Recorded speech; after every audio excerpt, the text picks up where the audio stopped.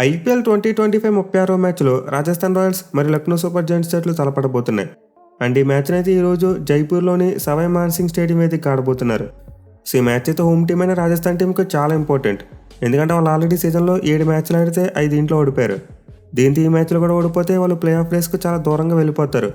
In fact next ఆడే 6 మ్యాచ్లు కూడా డూ ఆర్ డై మ్యాచెస్గా మారిపోతాయి. వేరేజ్ లక్నో టీం చూసుకుంటే రాజస్థాన్ కంటే కాస్త బెటర్ పొజిషన్లో ఉన్నారు. బట్ స్టిల్ వాళ్ళు కూడా టాప్ 4లో తమ స్థానాన్ని పదిలం చేసుకోవాలంటే ఖచ్చితంగా ఈ మ్యాచ్లో గెలవాలి. మెయిన్లీ లక్నో టీం తమ గత మ్యాచ్లో సిఎస్కే టీం మీద ఓడిపోయారు. దీంతో ఈ మ్యాచ్లో ఎలాగైనా సరే గెలిచి కంబ్యాక్ ఇవ్వాలని చూస్తారు. అలాగే రాజస్థాన్ టీం చూసుకుంటే వరుసగా 3 మ్యాచ్లు ఓడిపోయారు. అందులోకి తమ లాస్ట్ మ్యాచ్లో చూసుకుంటే ఢిల్లీ మీద ఒక గెలిచే మ్యాచ్ను ఓడిపోయారు. సో దీంతో ఈ మ్యాచ్లో 2 జట్లకు కూడా కంబ్యాక్ అనేది చాలా important. But head to head stats చూసుకుంటే మాత్రం రాజస్థాన్ టీంకి అడ్వాంటేజ్ కనిపిస్తుంది. మొత్తం ఈ 2 జట్లు 5 మ్యాచ్లో తలపడితే రాజస్థాన్ టీం 4 మ్యాచ్లో గెలిచింది. వేరేజ్ లక్నో టీం ఒక్క మ్యాచ్లో మాత్రమే గెలిచారు. సో క్లియర్లీ ప్రీవియస్గా రాజస్థాన్ టీం అయితే లక్నో టీంని చాలా డామినేట్ చేశారు. ఈవెన్ లాస్ట్ ఇయర్ 2 జట్ల మధ్య జరిగిన మ్యాచ్లో కూడా వాళ్ళే గెలిచారు. బట్ ప్రజెంట్ ఈ సీజన్లో ఈ 2 జట్ల యొక్క ఫామ్ చూసుకుంటే కాస్త డిఫరెంట్గా ఉంది. లక్నో వాళ్ళు రాజస్థాన్ టీం కంటే ఎక్కువ మ్యాచ్లు గెలిచారు. దీంతో ఈ మ్యాచ్లో రాజస్థాన్ టీం డామినేట్ చేసి లక్నో టీం తమ రికార్డును మెరుగుపరచుకోవడానికి అవకాశం అయితే ఉంటుంది. ఇక ఈ మ్యాచ్ ఆడబోయే సవాయ్ మాన్సింగ్ స్టేడియం యొక్క పిచ్ రిపోర్ట్ చూసుకుంటే డెఫినెట్లీ బ్యాటింగ్ ఫ్రెండ్లీ వికెట్ అయితే కాదు. ఈ గ్రౌండ్లో ఎక్కువగా బౌలర్స్ డామినేట్ చేస్తూ ఉంటారు. మెయిన్లీ రన్ స్కోరింగ్ అనేది అంత ఈజీగా ఉండదు. అలాగే స్క్వేర్ బౌండరీ సైజెస్ కూడా పెద్దగా ఉంటాయి. సో మనం ఆల్రెడీ లాస్ట్ మ్యాచ్లు చూసాం. ఆర్ఆర్ మరి ఆర్సీబీ జట్ల మధ్య అంత హై స్కోరింగ్ ఏమైతే రాలేదు. మెయిన్లీ ఫస్ట్ బ్యాటింగ్ చేసినప్పుడు రాజస్థాన్ టీం చాలా ఇబ్బంది పడింది. సో డెఫినెట్లీ గ్రౌండ్లో పిచ్ అయితే కాస్త స్లోగా ఉంటుంది. దీంతో 200 స్కోర్ అంత ఈజీగా రాదు. బట్ మంచిగా ప్లాన్ చేసుకుని ఆడితే మాత్రం ఖచ్చితంగా ఆ 180 స్కోర్ అయితే కొట్టొచ్చు. బట్ ఎనివే ఈ మ్యాచ్లో అయితే మరోసారి మోస్ట్ లైక్లో ఒక స్లో వికెట్ చూడడానికి ఎక్కువ అవకాశాలు ఉంటాయి. అంటే ఈ వికెట్ స్పిన్నర్స్కి అనుకూలించడంతో పాటు ఎవరైతే పేస్ వేరియేషన్ బాగా చేస్తారో వాళ్ళు కూడా బాగా అనుకూలిస్తుంది. ఇక ఈ గ్రౌండ్ యొక్క స్టాట్స్ విషయానికి వస్తే ఇప్పటివరకు మొత్తం 58 ఐపీఎల్ మ్యాచెస్ జరిగాయి. అండ్ 58 మ్యాచ్లో ఫస్ట్ బ్యాటింగ్ చేసిన టీం 20 మ్యాచ్లో గెలిస్తే చేజింగ్ చేసిన టీమ్స్ 38 మ్యాచ్లో గెలిచాయి. అలాగే గ్రౌండ్లో ఫస్ట్ ఇన్నింగ్స్ యావరేజ్ స్కోర్ 162 రన్స్గా ఉంది. సో క్లియర్లీ గ్రౌండ్లో అయితే చేజింగ్ చేసిన టీమ్స్కి మంచిగా అడ్వాంటేజ్ కనిపిస్తుంది. ఈవెన్ లాస్ట్ మ్యాచ్ ఒక డే గేమ్ అయినప్పటికీ ఆర్సీబీ టీం కంఫర్టబుల్గా చేసింది. సో మ్యాచ్తో కంపేర్ చేసుకుంటే ఇది ఒక night match, which means second హాఫ్లో డ్యూ ఫ్యాక్టర్ కూడా యాడ్ అయ్యే అవకాశాలు ఉంటాయి. దీంతో మ్యాచ్లో చేజింగ్ అనేది మరింత ఈజీగా మారొచ్చు. సో దీన్ని బట్టి చూసుకుంటే డెఫినెట్లీ టాస్ అనేది చాలా ఇంపార్టెంట్గా మారబోతుంది. ఇన్ఫాక్ట్ ఏ టీం అయితే టాస్ కలిసి ముందుగా ఫీల్డింగ్ తీసుకుంటారో వాళ్ళే మోస్ట్ లైక్లీ మ్యాచ్ కూడా గెలవచ్చు. బట్ అయినా ఫస్ట్ బ్యాటింగ్ చేసిన టీం ఎక్స్ట్రాడినరీగా బ్యాటింగ్ చేసి ఒక 200 రన్స్ కొట్టగలిగితే మాత్రం డెఫినెట్లీ ఫస్ట్ బ్యాటింగ్ చేసినా సరే విన్ అయ్యేందుకు ఛాన్సెస్ ఉంటాయి. ఎందుకంటే ఈ గ్రౌండ్లో ఇప్పటివరకు 200+ రన్స్ చేసి అనేది పాసిబుల్ కాలేదు. విచ్ మీన్స్ ఫస్ట్ బ్యాటింగ్ చేసిన టీం ఆ 200 స్కోర్ని టచ్ చేయగలిగితే ఖచ్చితంగా గెలిచే అవకాశాలు ఉంటాయి. ఇక ఈ గ్రౌండ్లో 2 జట్ల యొక్క రికార్డు విషయానికి వస్తే ఆర్ఆర్ టీంకి అద్భుతమైన రికార్డు ఉంది. మీరు వాళ్ళు తమ లాస్ట్ మ్యాచ్లో ఓడిపోయినప్పటికీ అంతకు ముందు చూసుకుంటే మాత్రం ఈ గ్రౌండ్లో వాళ్ళకి చాలా మంచి రికార్డు ఉంది. ఇన్ఫాక్ట్ లాస్ట్ ఇయర్ 5 మ్యాచ్లు ఆడితే 4 మ్యాచ్లో గెలిచారు. సో క్లియర్లీ గ్రౌండ్లో రాజస్థాన్ టీంకి చాలా మంచి రికార్డు ఉంది. బట్ లక్నోకి ఎగనెస్ట్గా చూసుకుంటే మాత్రం ఒక మ్యాచ్ గెలిచారు, ఒక మ్యాచ్ ఓడిపోయారు. అంటే లక్నో టీం రాజస్థాన్ టీం మీద గెలిచిన ఒకే మ్యాచ్ ఈ గ్రౌండ్లో గెలిచిన మ్యాచే.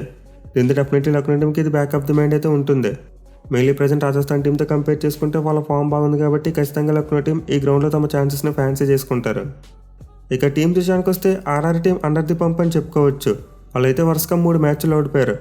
మెయిన్ వాళ్ళు తమ లాస్ట్ మ్యాచ్లో ఢిల్లీ టీం మీద ఓడిపోయిన సరే ఖచ్చితంగా కాన్ఫిడెన్స్ని దెబ్బ కొడుతుంది. సో ప్రజెంట్ రాజస్థాన్ టీంకి అయితే ఏది కూడా అంత మంచిగా కలిసి రావట్లేదు.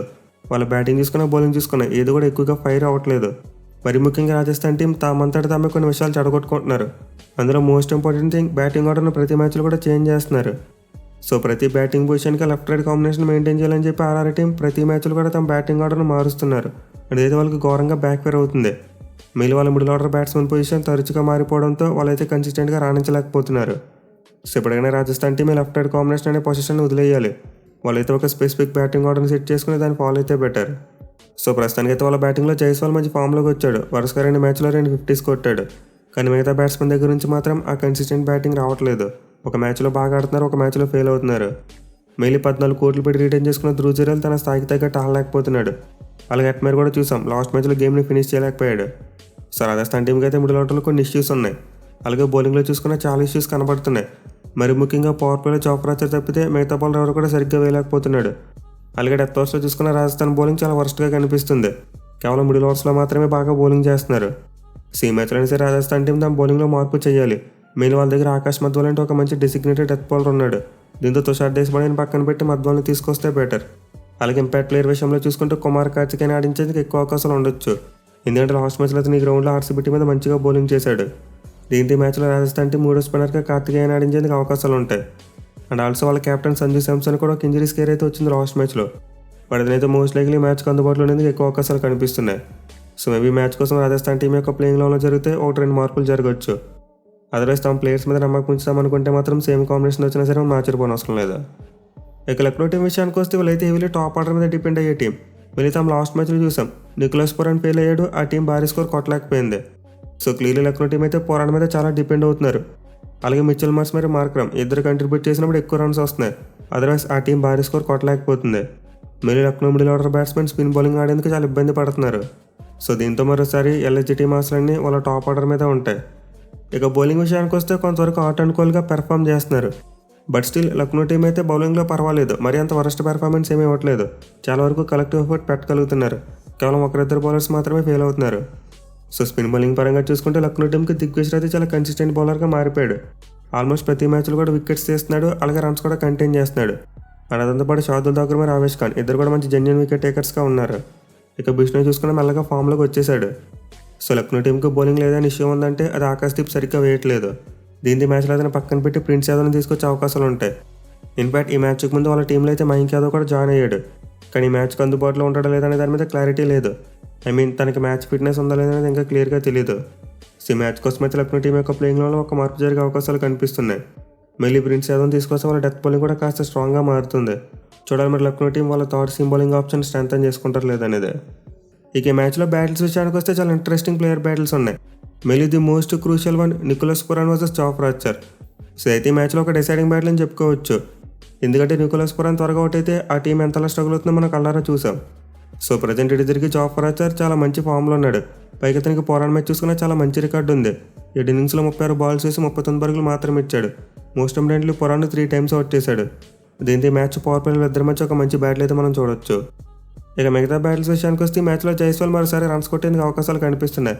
ఎందుకంటే అతనికి బోత్ షార్దుల్ ఠాకూర్ మరియు ఆవేష్ ఖాన్ ఇద్దరి మీద కూడా మంచి రికార్డు ఉంది. దీంతో మేబీ మ్యాచ్ పవర్ ప్లేలో లక్నో టీం దిగ్విజయ్ రాజ్ని ట్రై చేస్తే బాగుంటుంది. జైస్వాల్కి ఎగనెస్ట్గా పేస్ బౌలర్స్ని ఎక్కువగా ట్రై చేసే కంటే స్పిన్నర్ని ట్రై చేస్తే బాగుంటుందని చెప్పి నా ఉద్దేశం. సో ఏదైనా జరిగితే మనమైతే ఈ మ్యాచ్లో జైస్వాల్ మరియు దిగ్విజయ్ రాజ్ మధ్య ఒక మంచి బ్యాటిల్ చూడొచ్చు. ఇక వీటితో పాటు మిడిల్ ఓవర్స్లో కొన్ని క్రూషియల్ బ్యాటిల్స్ ఉన్నాయి. మెయిల్ ఆవేష్ ఖాన్ లాంటి బౌలర్ ప్రీవియస్గా పరాగ్ను కొంతవరకు స్ట్రగుల్ చేశాడు. 3 ఇన్నింగ్స్లో 10 బాల్స్ వేసి 7 పరుగులు మాత్రం ఇచ్చాడు అండ్ ఆల్సో ఒకసారి అవుట్ చేశాడు. అలాగే షమ్రాన్ ఎట్మాన్ మరియు బిష్ణోయ్ మధ్య కూడా ఒక మంచి బ్యాటిల్ చూడొచ్చు.